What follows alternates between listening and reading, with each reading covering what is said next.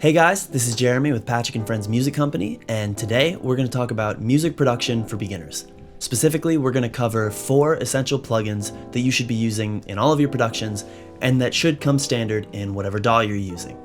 Those 4 plugins are EQ, compression, reverb, and delay. This video is going to be about compression, so if you want to learn about those other plugins, make sure to follow the channel. So what is compression? Compression is a tool that we use to control the dynamics of a song. Dynamics is just a fancy word for volume, so the difference between how loud and how quiet a specific sound can be. In music, it's incredibly important to find a balance between having interesting dynamics that grow and change over the course of a song, and making sure that every individual sound and instrument feels consistent with the rest of the song volume-wise. To achieve this, you would use a compressor. Let's go over to the computer and I'll show you what I mean. All right, so what I've done is I've imported 2 loops off of Splice into Logic. This first loop, this drum loop, is actually the same one that we used in our video on EQ. If you're interested, I definitely recommend you go check out that video. I've also imported this keys loop to go along with it, and they sound like this.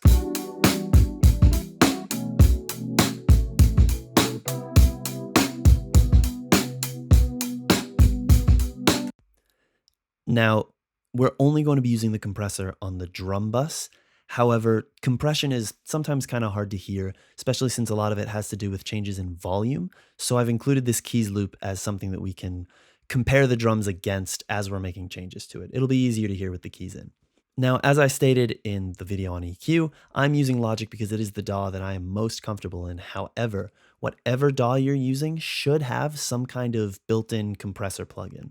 If you happen to be using one that doesn't, there are a lot of really great free plugins that you can download off of the internet, and we'll provide links in the description to those down below. I should also mention that I'm not going to get into sidechaining or limiting or any other more advanced compression techniques. The purpose of this video is to just give you a basic understanding of what all of the basic controls of a compressor do. But if you're interested and you'd like us to make some more advanced tutorials, let us know in the comments.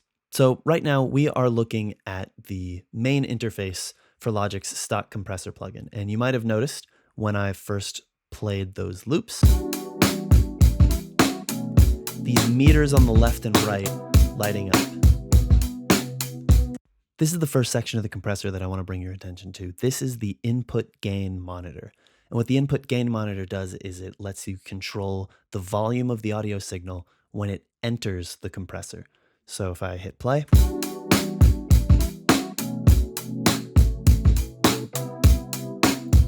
this meter shows you the volume of sound that is entering the compressor. You'll notice that this bar jumps up every time you hear the kick and the snare. This correlates with the changes in volume that come with those. Now, the input gain monitor is useful for getting your signal to an appropriate level before you get started working with all of the different features of the compressor. If your signal is way too loud, you might want to pull down the volume a little bit so that the compressor doesn't work too hard. And likewise, if the signal is too quiet, you might want to raise the gain back up so that it is at an appropriate volume to really activate the compressor. So that first knob lets you control how loud the signal is once it gets to the compressor. This next knob, the threshold knob, lets you control how loud the signal needs to be in order for the compressor to activate. Now, right now the threshold is set at 0. That means that anytime the signal crosses this threshold up here, this 0, that's when the signal is going to get compressed. You'll notice that the signal is not that loud. It never gets to 0. And that's why the compressor isn't activated right now. You don't see any sort of movement coming from this needle. So in order to get the compressor to activate, you would just drag down the threshold. If I dragged it down to -4.5, it's still not close enough. Right now the signal is hanging out around -9 at its peaks. So if we keep going, maybe go to -10, you'll start to see the needle move. And then as you drag the threshold down more and more, you can hear the compression start to get more aggressive. And you can see the needle moving over here. What this means is, right now, the compressor is removing 10 dB of gain. And you can hear that when you listen to the drums. They're a lot quieter here than they are here. So I'm gonna bring the threshold back down to that really extreme setting. You would almost never use this much compression in any kind of musical situation, unless you were going for this kind of a sound. But right now I'm just gonna keep it really heavy to illustrate all the different changes that we're gonna make with the rest of the controls. So we know how to set the level of the audio as it enters the compressor. We know how to set the level that it needs to reach in order to activate the compressor. What this next knob, the ratio knob, does is it sets the strength of the compressor. So every time the input level exceeds the threshold, this knob determines how much compression is going to occur. So you'll notice if we set it really low, 1:1, no compression occurs. And as we raise the ratio, the compressor gets more and more aggressive. Now, what the ratios mean is basically for every number on the left of dB that passes over the threshold, only 1 dB actually makes it through the compressor. So right now, if your input signal is 2 dB louder than the threshold, it will only come out 1 dB louder. And then as you increase the settings, so this is every 3 dB that enters, you'll only get 1 dB through, etc., etc. And like I said, I'm gonna keep the compressor acting pretty aggressively just so that we can hear these other settings a little bit better. But we'll dial it in a little bit. This next knob is what's known as makeup gain. Now, like I said earlier in the video, the purpose of a compressor is to shape dynamics. You use it to make loud sounds quieter and to make quiet sounds louder. We've already figured out how to make the loud sounds quieter. As you send a signal through the compressor, you set the threshold that it needs to hit in order for the compressor to activate, and then you set the ratio of how much volume reduction occurs. The makeup gain then brings the entire signal back up, and this is how you sort of get the quiet sounds louder. You're really just bringing all of the dynamics closer together. Now, this can be useful if, for instance, the current sound that we have of the compression we have right now, if this is the sound that we wanted, which it is not, but we will get into shaping and adjusting in a second. If that's what we wanted our drums to sound like, you'll notice that once you turn off the compressor, we've lost a lot of volume. And if this is the dynamic shape that we want, but we still want it to reach the same dBs that it was reaching without the compressor, then that's where the makeup gain would come in. You would just turn it up to sort of get back to the range that you were at before.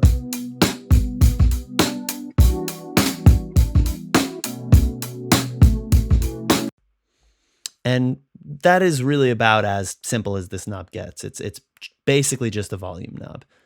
So I don't think we need to spend too much time on that. A lot of compressors do come with auto gain features where they sort of have settings that will automatically make up for whatever changes you set here. I turn that off for now just because I think that it's good to have control over the output volume of your sound. I think it's better to get into the habit of turning auto gain off so that you can get it to the specific volume that you want it to be at. And that brings us to these bottom 3 knobs. These knobs are responsible for controlling the shape of the compression and just the overall smoothness of the dynamics as they change. And I'll be honest, these knobs are pretty subtle. It's going to be tough to make out all the differences, especially if you're not wearing headphones. So I do recommend that you put those in if you're not already wearing some. Over here is called the knee. And what this does is it changes the aggressiveness of the compressor. So if you were to set the knee really low, you'll even notice in this graph over here, which kind of like represents visually how the compressor acts, you'll notice that it's got this sharp corner here, and that translates to a pretty aggressive sounding compression. Similarly, if you were to change it all the way to the other side, it then becomes smooth, and this makes the compression sound a little bit more natural. And I'll show you what these sound like. So here's the drum loop with a harder knee.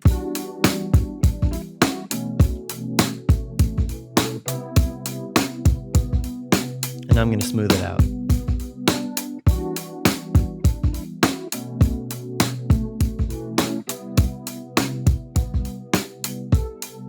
It's pretty subtle, but you can hear it, especially in the kick drum. Listen while I make it. I make the knee sharper again.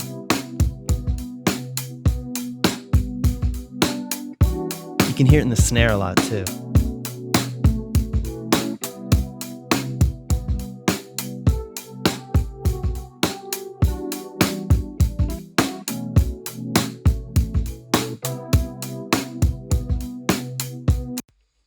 So the knee is used to sort of change how smooth the compression sounds. If you were making some really aggressive music, if you were maybe mixing some hip hop drums, or perhaps you're making like a rock record, you would probably want a more aggressive compression with a sharper knee. But if you were making maybe something more acoustic, something more subtle, a more natural sounding compression would be the smoother setting. The next knob that we're going to talk about is the attack knob over here. And I'm going to switch back to the meter. What the attack knob does is it changes how quickly the compressor acts once the input signal has passed over the threshold. So if you were to set a really fast attack, that means that the compressor is going to activate almost instantly. Basically, the millisecond that something gets too loud, the compressor is going to quiet it down. And then if you were to set it all the way over to the slowest setting, a lot of that transient, the sound that's louder than the threshold, would still get through before the compressor starts to duck the sound down. So I'll set it to a slow attack first so you can hear it.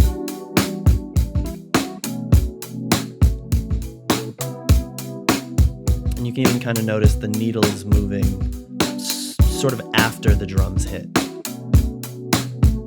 It's doing more to compress the tail end of all those transients. And then when you make the attack fast, that actually makes a big difference. The attacks of the kick drum especially sound almost like clipped, like they're almost not even there.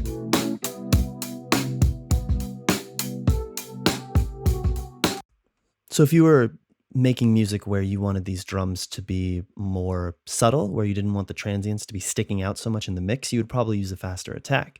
If you really wanted the drums to be heard, you'd probably use a slower attack if you wanted them to cut through the mix more. So I'll kind of mess around with it and try and get it to a place where I like it. I'm probably going to try and get it as fast as I can before it starts noticeably squashing those transients.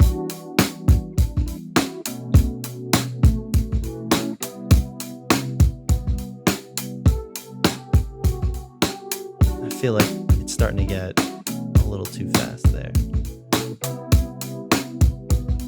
So yeah, maybe I would keep it there. I like that attack.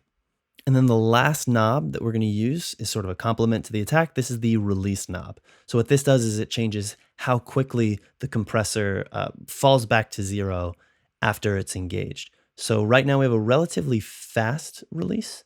So if I'll even pull it all the way down and you'll see the needle really jump around.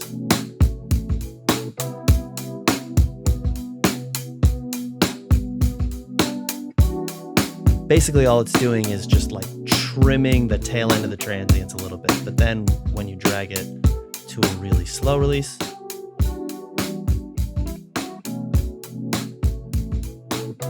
the overall signal is a lot quieter. And I'll even show you in the line graph. So this is what it looks like with a slow release. This movement up here is the dB reduction.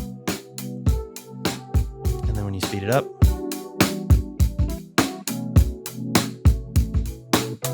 you can see it jumping all the way back up, even to no reduction at all. Whereas with a slower release, pretty much the entire signal is reduced the entire time. And only some of the transients are starting to get through before it gets cut down again. So what I think I'm going to do is I'm going to, again, try and get a faster release. You can hear, especially in the hi-hats. So right now the hi-hats are really quiet. And then as you speed it up, the hi-hats become more dynamic. Some of the lone hi-hats start to stick out a lot more. here it's sticking out too much, so maybe I'll...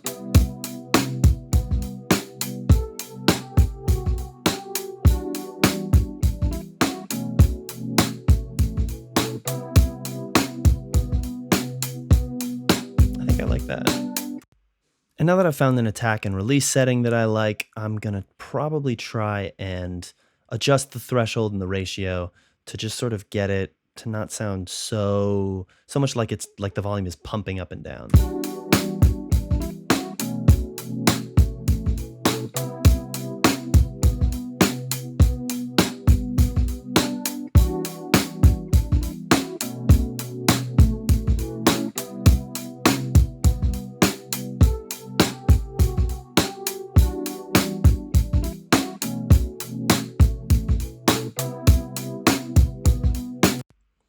So the last thing that I'm going to do is try and match the volume up so that when I A/B it, there isn't a noticeable difference in volume. So right now, we're back at that situation I was talking about with the makeup gain knob where I like the sound of these drums, but they're a lot quieter than they were before. And I'll even use this over here probably to check it. So right now,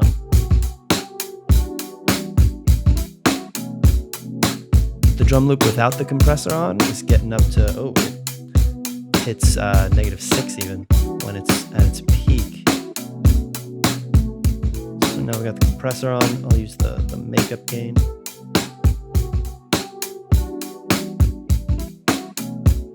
Maybe give it 1 dB. That's pretty close. It's in the ballpark. So now I'm just gonna A/B the signal, and you guys can hear the difference. So right now the compression is on, and I'm about to take it off.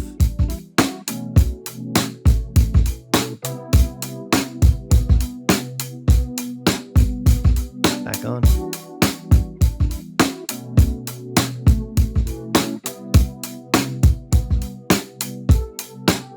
Off again. You can really hear it in the kick if you're wearing headphones. It's kind of it's not as tight without the compressor once you turn it on. It's a lot punchier, whereas it kind of sighs every time that you hit it over here. Same with the hi-hats. The hi-hats are a little washy, but they get noticeably tighter with the compression on.